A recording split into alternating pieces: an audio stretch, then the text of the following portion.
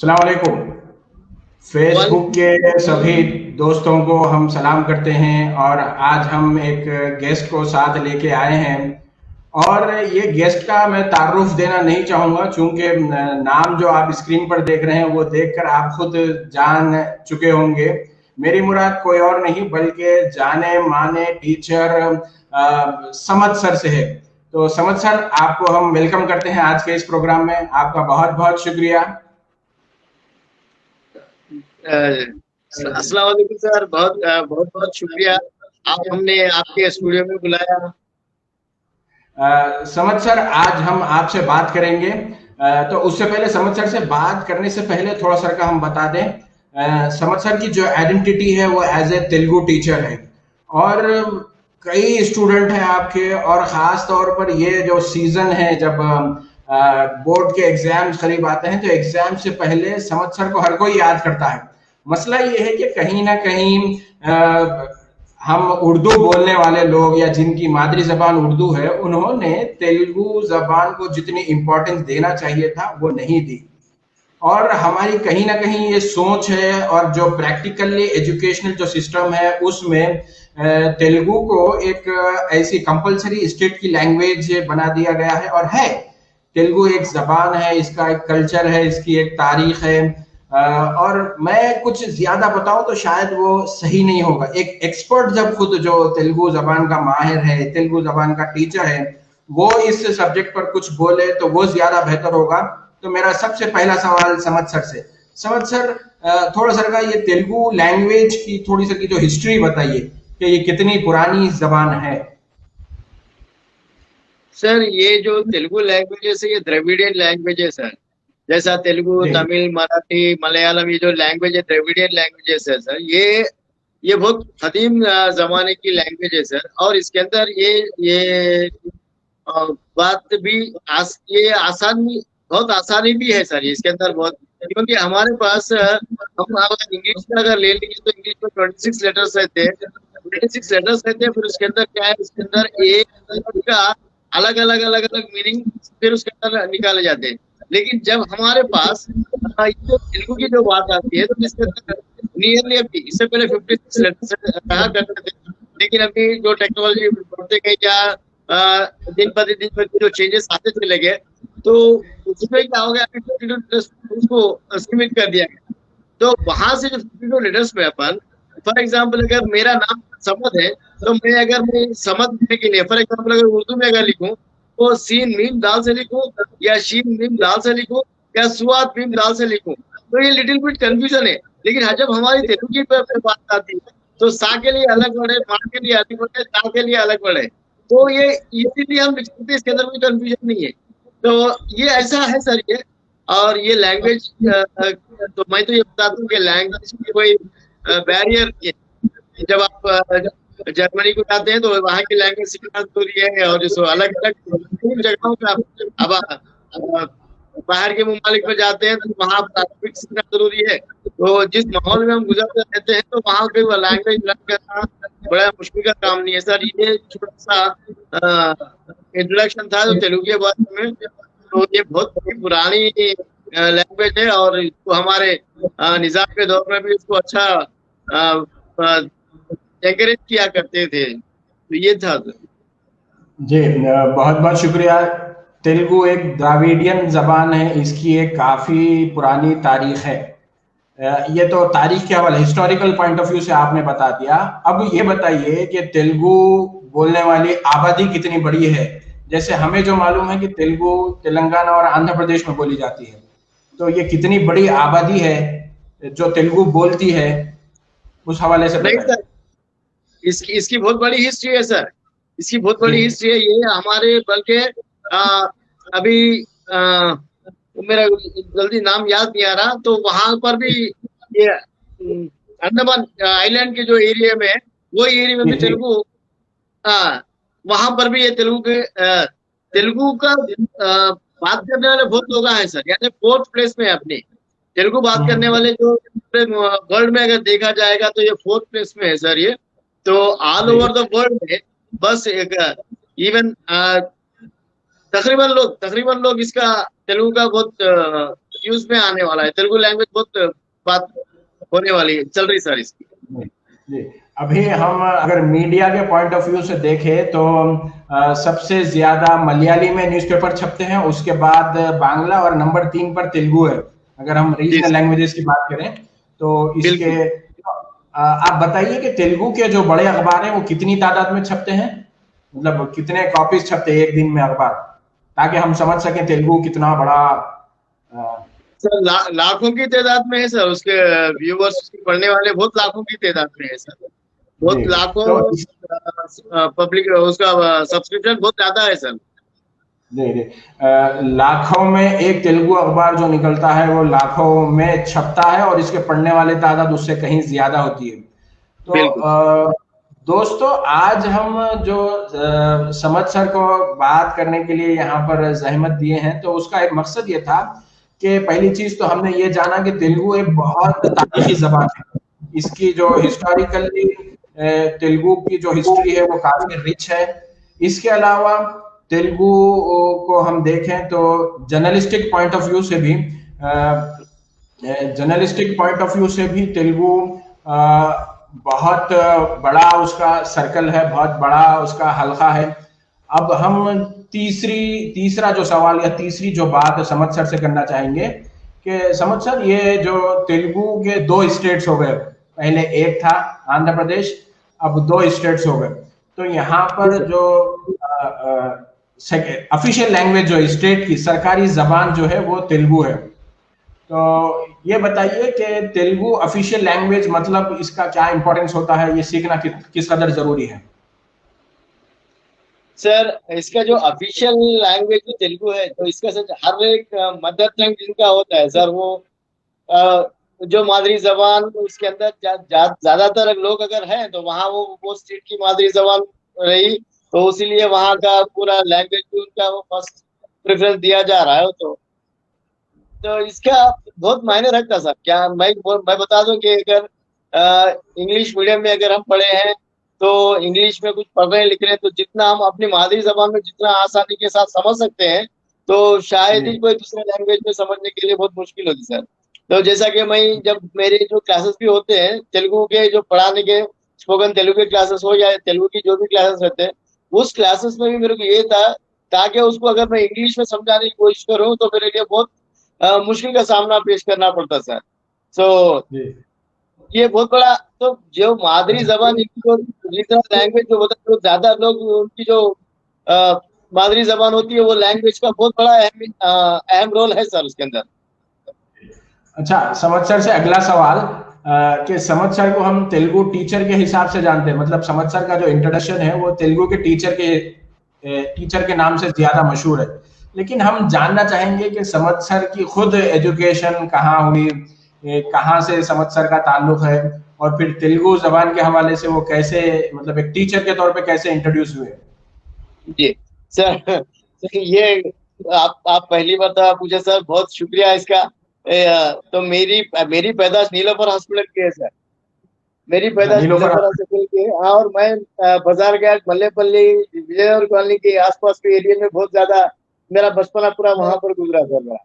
तो स्कूलिंग उसके बाद स्कूलिंग में कहाँ हुआ, हुई आपकी? ये कि मेरे वालिद साहब हेडमास्टर रह चुके सर, तो यादाद्री डिस्ट्रिक्ट अभी नया यादगिरी गुट्टा जो एरिया बने, वो एरिया में हेडमास्टर थे। तो वहां से छोड़ मैं, हमारे वालिद साहब फिर मेरे को वो अपने साथ लेके चले गए। फिर मैं वहां पर 6th and 7th पढ़ा, 5th क्लास तक वहाँ, यहाँ था मैं यहीं पढ़ा था 5th क्लास तक, उसका 6th and 7th वहां पर पढ़ा, गांव में पढ़ना पड़ा। तो गांव में कौन पढ़ा से तो कॉलेज में? ऑटोमेटिकली। जी सर। कौन सी जगह? वो यादाद्री डिस्ट्रिक्ट सिक्स। है, यादाद्री के वो खरी पे 10 किलोमीटर के दूर पे दत्तायपल्ली बोल के एक गाँव है सर। उस गांव में जी मेरा जी। वहां पर 6th and 7th हुआ। तो वो अपर जी। प्राइमरी स्कूल ही था सर। तो उसके बाद में अपर प्राइमरी स्कूल के बाद में मेरे को या तो वो यादाद्री या यादगिरी को जाना पड़ता था, या तो भुवनगिर को जाना पड़ता था। तो हायर जी जी। स्टडीज के लिए फिर वहां पर 8th 9th 10th कुछ भी पढ़ना है तो हायर स्टडीज के लिए वहां पर जाना था। तो फिर हमारे मामू लोग, वो लोग क्या करे, अरे एक बच्चा किधर पका लेगा, किधर खा लेगा, कैसा रहेगा। तो फिर वो लोग फिर क्या करे, फिर लेके आके फिर हैदराबाद को लेके आ गए, ताकि मैं यही क्लास यहाँ पर पढ़ूँ। तो मेरा हाई स्कूलिंग पूरा government high school Vijayanagar college से हुआ सर। तो अच्छा। उसके बाद में फिर उसमें मैं कांचीगुड़ा जूनियर कॉलेज से हुआ और डिग्री विवेकवर्धन इवनिंग कॉलेज से हुआ सर। जो मेरी जी जी इंटरमीडिएट कंप्लीट होगी जब से मैं टीचिंग प्रोफेशन में ट्यूशन में पढ़ाया करता था, तो उसके बाद इवनिंग कॉलेज का वक्त था, तो मैं डिग्री में रहते पर ही मैं टीचिंग प्रोफेशन में आ गया था सर। तो जी बेसिकली जी अब उसके बाद तो क्या हुआ, मैं वहां पर गांव में जब तेलुगु मीडियम से पढ़ने की वजह से फिर यहाँ पर आकर इंग्लिश मीडियम में मैं उसको एडमिशन नहीं ले पाया, तो मैं मेरे को तेलुगु मीडियम से पूरा कंप्लीट करना पड़ा। तो हाँ बेसिकली मैं तेलुगु मीडियम होने की वजह से मेरे लिए तेलुगु ये आसानी हो गई। तो अल्लाह ताला का फजल करम ये है कि मैं अभी आंध्रा की स्लैंग में भी मैं आसानी के साथ बात कर सकता हूँ, या अगर फॉर एग्जांपल मैं महबूब नगर चले गया तो वहाँ की लैंग्वेज में बात कर सकता हूँ। ये ये सलाहियतें ऑटोमेटिकली अल्लाह ताला ने दे दी है।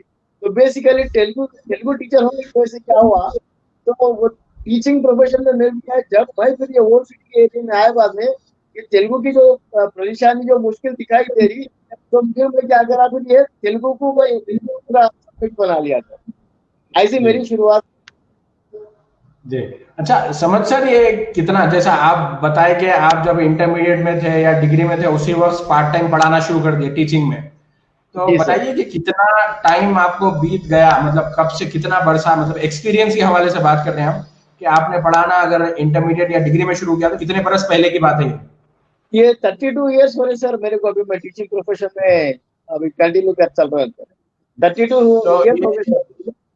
जी बहुत बड़ा एक्सपीरियंस है आपका कि थ्री अल्हम्दुलिल्लाह, डिकेट्स, मोर अल्हम्दुलिल्लाह। Then 3 decades.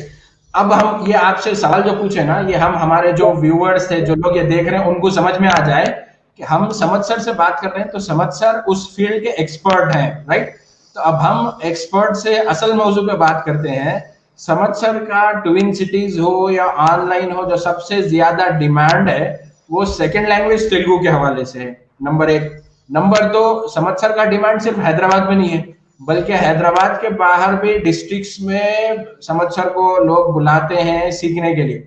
और जब मैं समत्सर के इंटरव्यूज देख रहा था, मुख्तलिफ इंटरव्यूज, तो उसमें ज्यादातर जो सवाल या लोग जो स्टूडेंट है उनके सवाल करते हैं, सर शॉर्ट टर्म में जरा सीखने का, जल्दी सीखने का तरीका बताओ, जल्दी सीखे वैसा तरीका बताओ।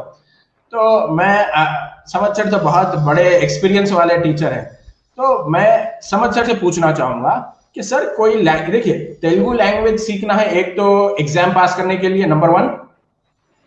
नंबर दो, एज ए लैंग्वेज के भाई ये एक ऐसी जबान है जिसमें बहुत ज्यादा जॉब अपॉर्चुनिटीज भी है। देखिए आज आजकल क्या हो गया कि गवर्नमेंट ने एक तो कंपलसरी कर दिया तेलुगु, कि हर स्टूडेंट को फर्स्ट क्लास से तेलुगु पढ़ना ही पढ़ना है, नंबर एक। तो एक चीज है कि जब हमें पढ़ना ही है तो क्यों ना हम इसको समझ के पढ़े, राइट? क्यों समझ के पढ़ने का फायदा क्या होगा? आप सेक्रेटेरिएट में चले जाइए, आप तेलंगाना हो या आंध्र प्रदेश के किसी भी मिनिस्टर के पास चले जाइए, आप किसी भी गवर्नमेंट ऑफिस में चले जाइए, या गवर्नमेंट का कोई भी एग्जाम ले लीजिए, गवर्नमेंट का कोई भी नोटिफिकेशन ले लीजिए, गवर्नमेंट के कोई भी डिपार्टमेंट की वेबसाइट ले लीजिए, आपको असल जो वहां पर इंफॉर्मेशन मिलेगी वो तेलुगु में मिलेगी। तो स्टूडेंट्स को मतलब आमतौर पे जो पूछते हैं, तो उस बारे में आप कुछ बताइए कि भाई सर जल्दी एग्जाम पास हो गए, वैसा कोई टिप, वो वाला एटीट्यूड कितना हार्म करता, नुकसान पहुंचाता? सर सर मैं इससे पहले आप सवाल करे तो उसमें एक 32 एक्सपीरियंस का जो थर्ड थर्ड जनरेशन को जो पढ़ा रहा हूँ उनके वो सर, मेरे साथ एक ऐसा वाकया हुआ था जब मैं एमएसडब्ल्यू में पढ़ा रहा था। तो एक पेरेंट, उनकी मम्मी, वो 10th क्लास के बच्चों को लेके आया हमारे पास। तो वो लोग बोले कि सर मैं आपकी स्टूडेंट हूँ। बोला कब, कहाँ? ने फलाने टाइम पे फलाने रहते फलाने रूल नंबर के साथ बताए थे। तो वो लड़की जो थी, वो पेरेंट जो थे, वो बहुत थोड़ा शरारत, शोर शराबा करना, पढ़ाई में भी अच्छा रहना। तो ऐसे लोगों को जल्दी नजर नजर में हम दिमाग में रख लेते कि हाँ ये फलाने स्टूडेंट है, ये तेज पढ़ने लिखने में भी तेज है और थोड़ा बातचीत करने में, शोर शराबा करने में भी तेज करती होगी।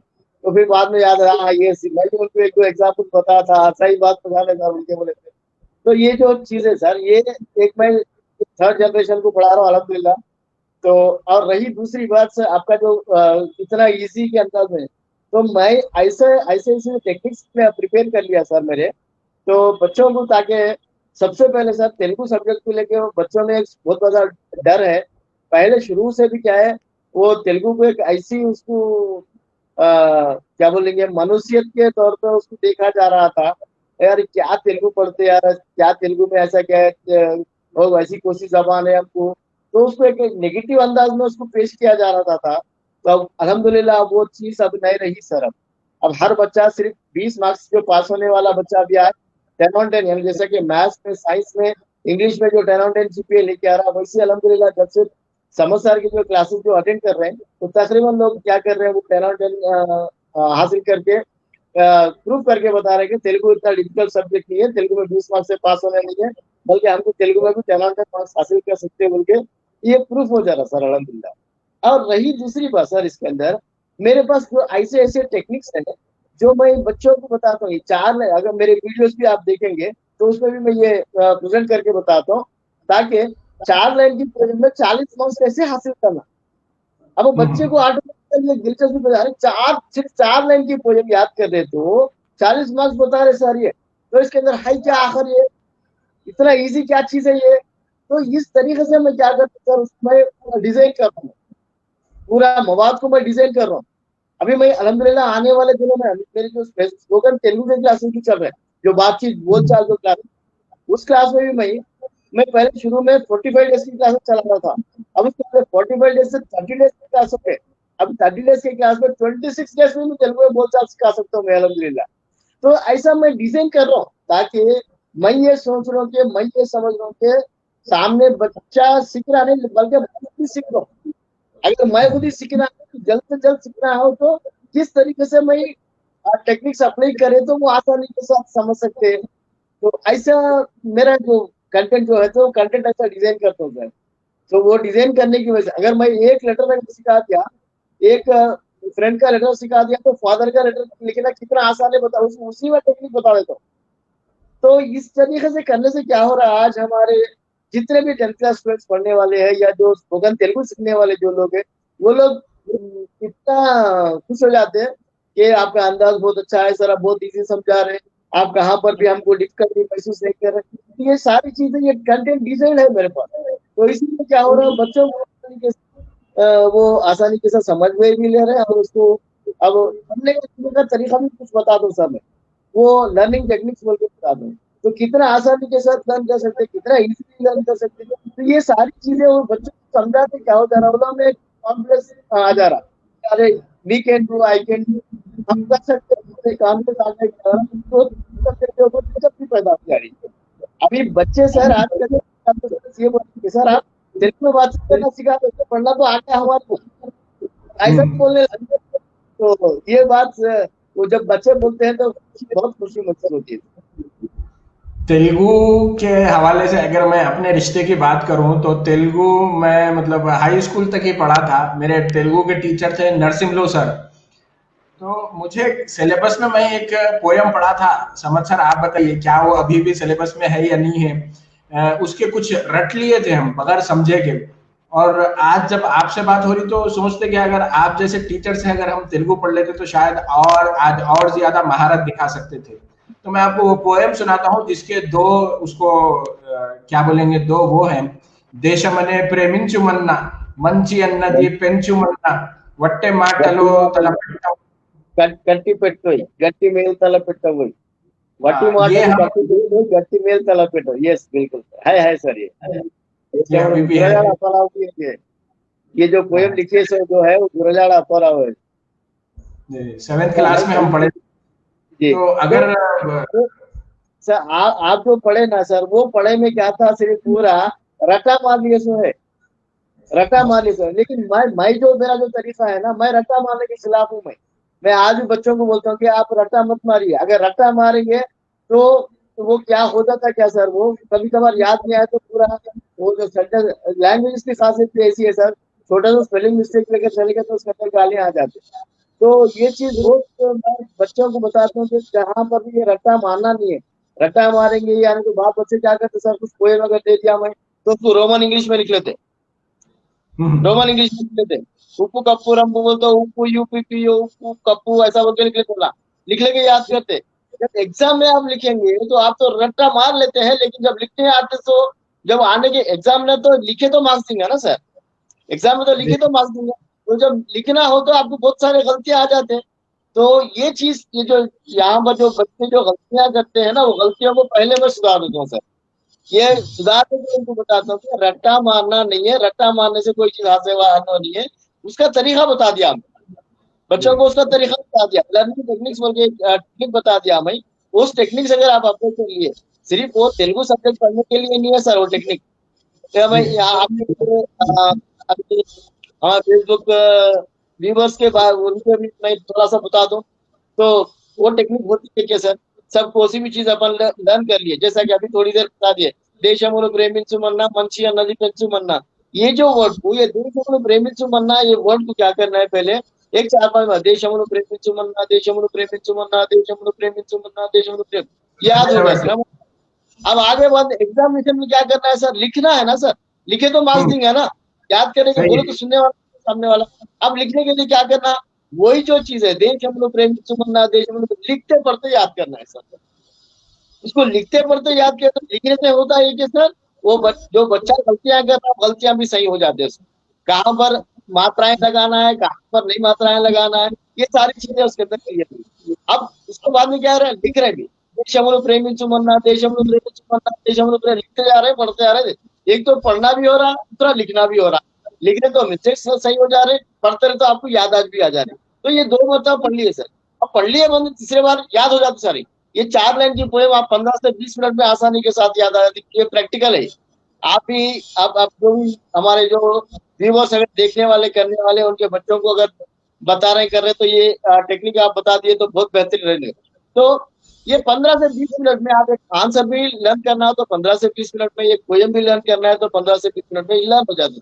अब लर्न होते के सबसे बड़ी खराबी हम कहाँ पर करते हैं हमारे बच्चों के पास उनके बोलते, जो चीज हमने पढ़े हैं, लिखे हैं, याद करे हैं, उस चीज को क्या करते हैं फिर दोबारा एग्जाम्स आने से पहले तक भी उस चीज को भी दोबारा नहीं देखते। यहाँ पर हमको क्या करना है, दौड़ करना जरूरी है सर, जो चीज फिर रिकॉल करना जरूरी है।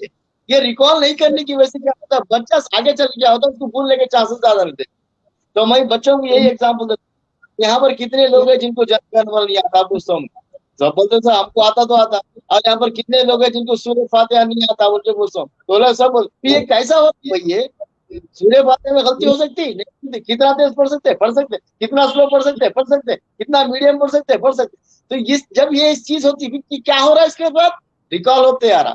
तो यही चीज अगर हम करते रहेंगे सर, तो तेलुगु सब्जेक्ट ही नहीं बल्कि हर सब्जेक्ट के लिए फायदेमंद ये फॉर्मूला है। तो ये जो लर्निंग टेक्निक में क्या बच्चों को सिखाता हूँ, क्या हो तो बच्चों में तेलुगु सब्जेक्ट्स को पे दिलचस्पी ज्यादा बढ़ जा रही सर, तो उसके बाद में वो पढ़ना शुरू कर।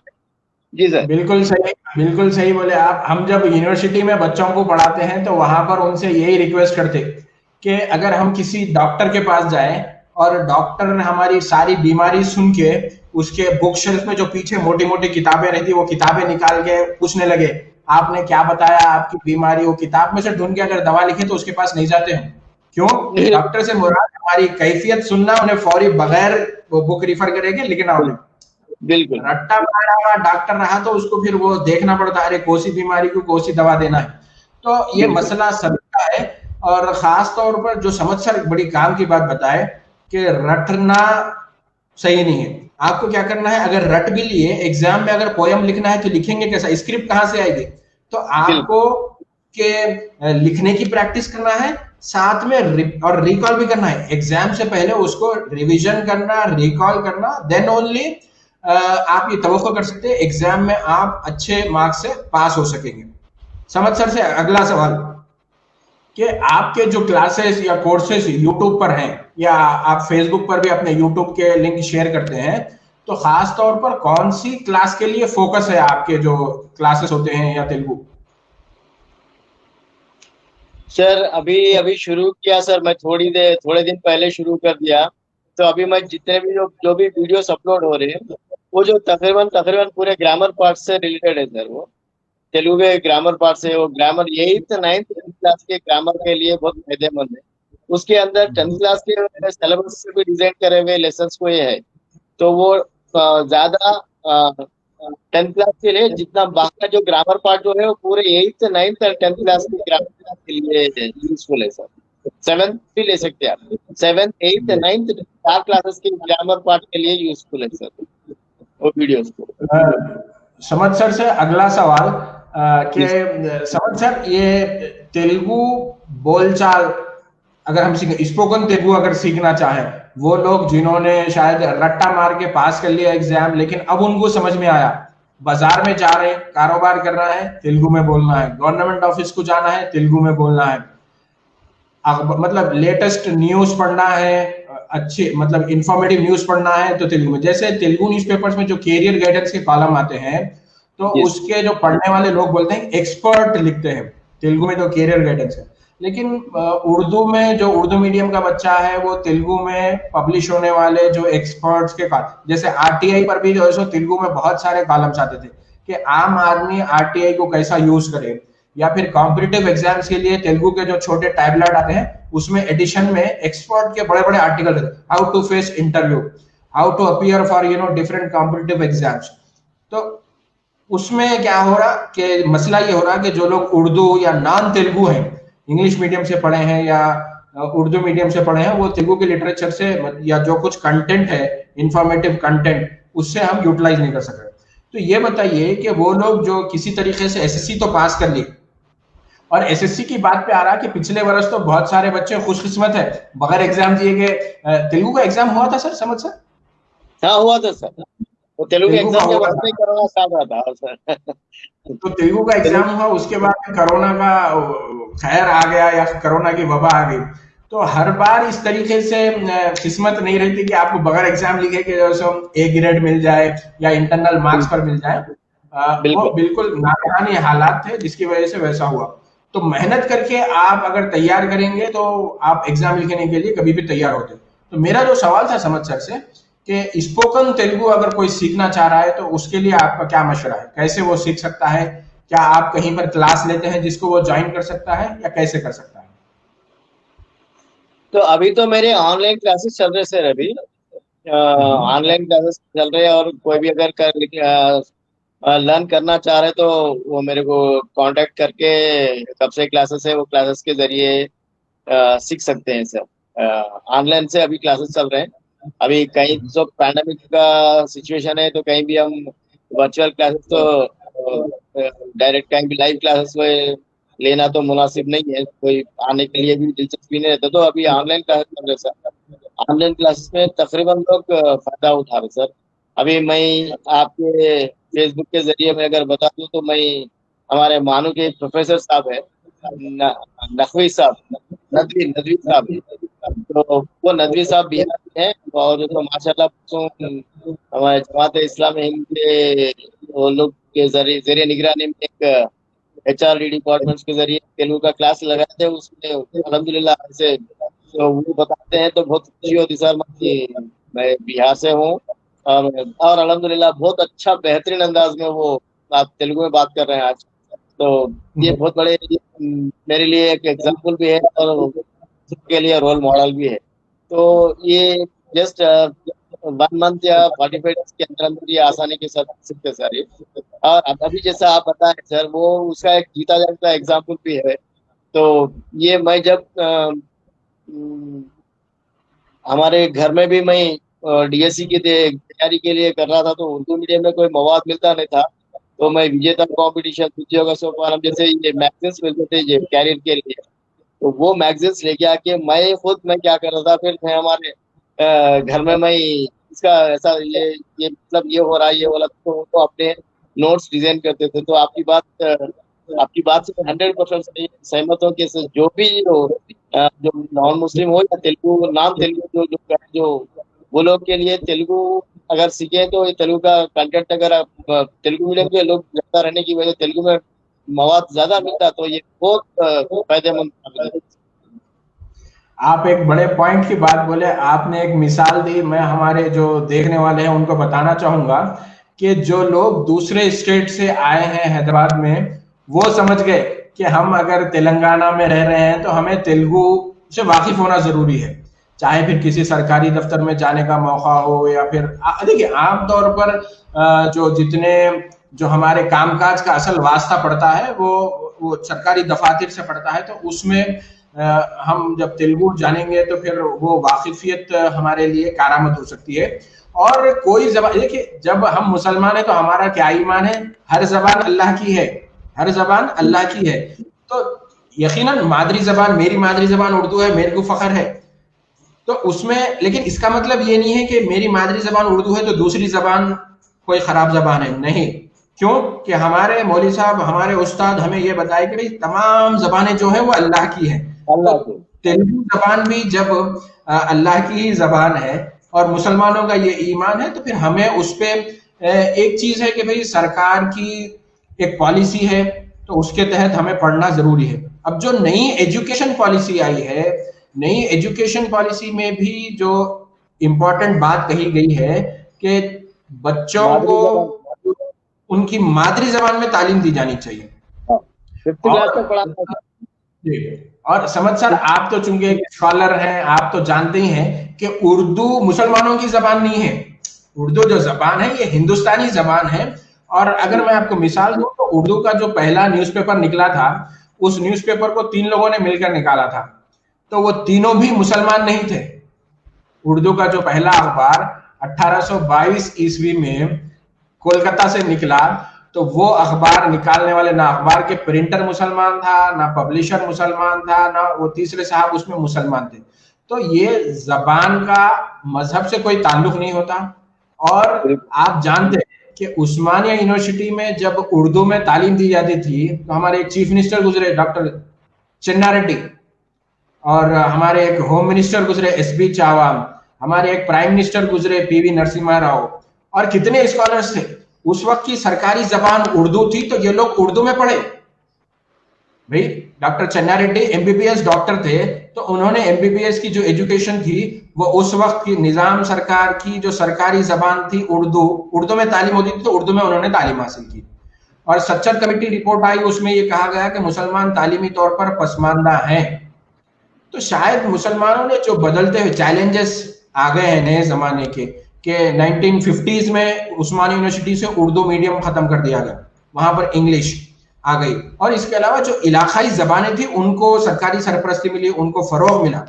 तो मुसलमान यहाँ पर शायद, मेरी नजर में, आप क्या कमेंट करेंगे समझ साहब, आप भी बताइए कि अगर मुसलमान इस चीज को अडॉप्ट करे, देखिए ये सरकारी जबान है, सरकारी जबान है तो इसको सीखना चाहिए। तो यहाँ जो अडॉप्ट करने की जो पॉलिसी थी टुवर्ड्स तेलुगु, शायद वो भी एक रीजन रहा कि मुसलमान पिछड़ गए तालीम के हवाले से। उनकी उर्दू मादरी जबान थी, अब वो उर्दू में उनको पढ़ने का मौका मिला उस्मानिया यूनिवर्सिटी के बाद, तो वो उर्दू यूनिवर्सिटी बनी। कब बनी? वो इतने बरस बाद 1998 में पार्लियामेंट एक्ट आया, उसके बाद उर्दू यूनिवर्सिटी बनी। तो अब जो उर्दू से पढ़ना चाह रहे हैं उनके लिए ये चीज है।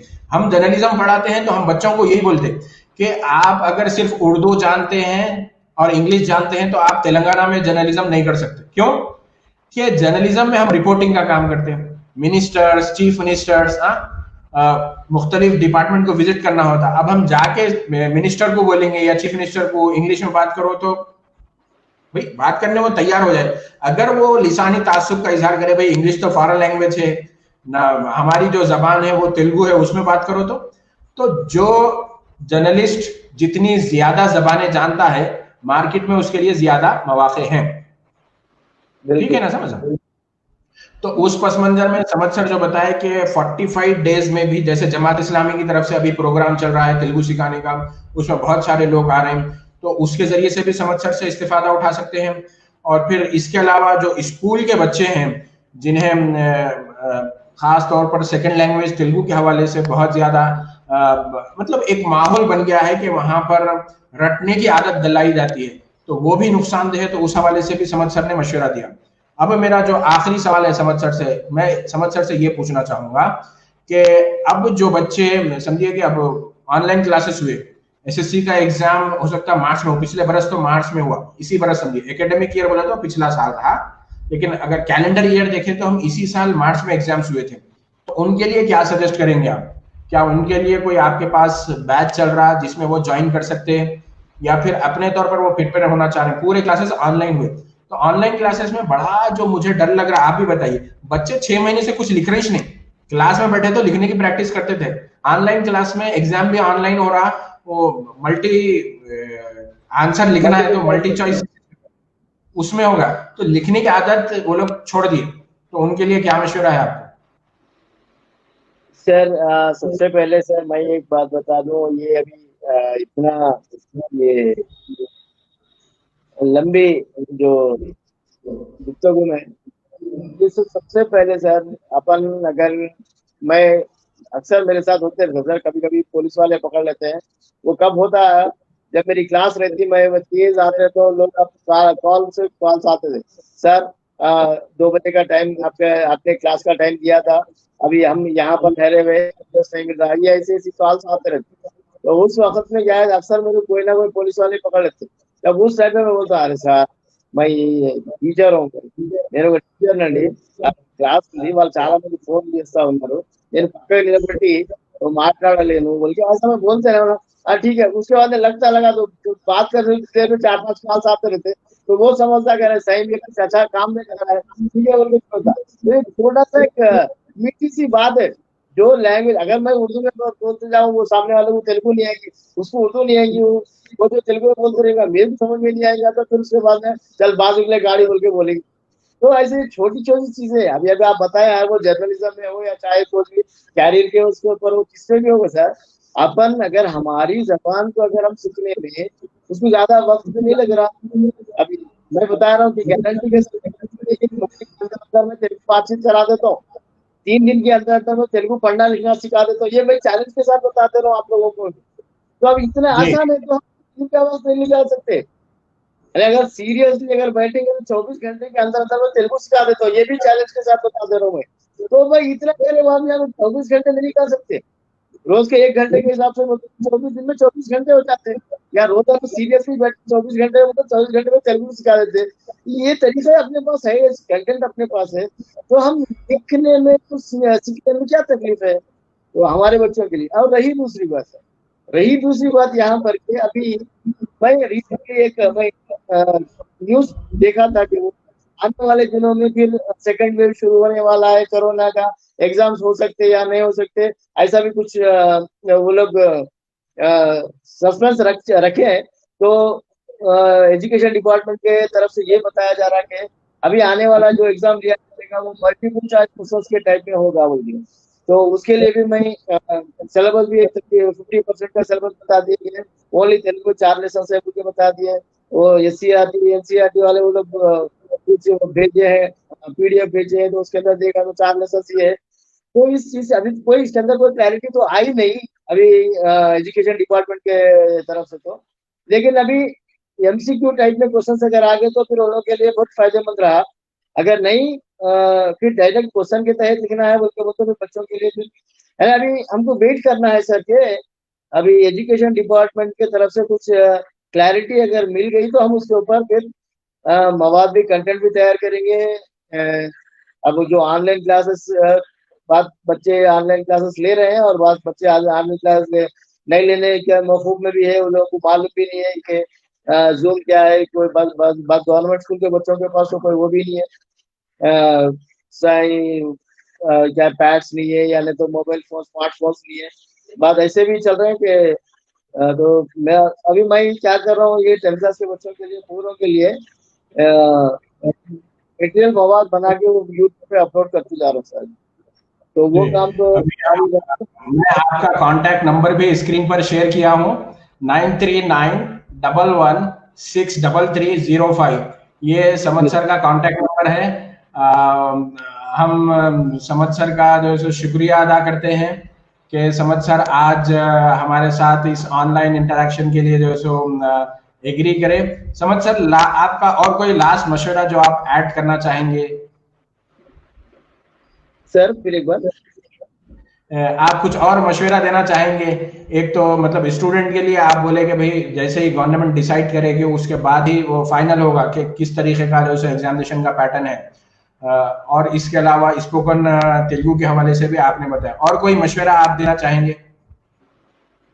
सर यहाँ पर मशवरा तो मैं देने के उतना काबिल तो नहीं हूँ, लेकिन ये यहाँ पर एक दो चीजें की मैं एक चीज बताता हूँ सर।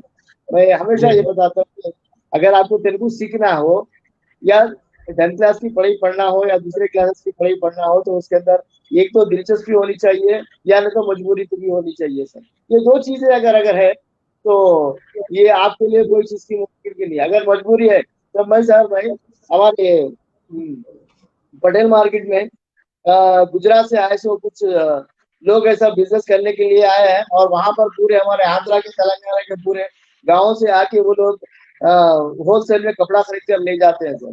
तो वो गुजराती जो वो लोग हैं, वो लोग आके सर आपको तेलुगु में बहुत बातचीत करना मुश्किल हो या लिहाजा आपसे सिखाए तो मेहरबानी होती बोल के बोलते। मैं उन लोगों को सिखाया सर, वो लोग सीखे अलग करते हुए। तो उनकी क्या मजबूरी थी, उनकी जो मजबूरी थी। तो हमारे होम मिनिस्टर साहब की उनकी भी बात बता था अभी महमूद अली साहब की बात बता। तो महमूद अली साहब जब मैं क्लास लेना शुरू कर रहा था, वेरी नेक्स्ट डे दूसरे दिन क्या करे, वो अपना वो छोटा सा पोर्टेबल माइक आता ना सर, वो माइक लेकर आ गए। वो आगे कॉलर को लगा के बोले कि आप समोसा में तेलुगु में बातचीत करूंगा, अब उसको आप इसके अंदर गलतियां निकाल के बताइए बोल के बोले। तो वो रही दिलचस्पी। एक था पटेल मार्केट के बिजनेस, वहां पर मजबूरी है। अब यहाँ पर क्या है, ये महमूद अली साहब का दिलचस्पी था। तो ये दो चीजें जो है ना सर, अगर ये चीजें अगर किसी को अगर है, मेरे को क्या है सर, समझ सर तेलुगु का नाम ये मेरी एक दिलचस्पी है।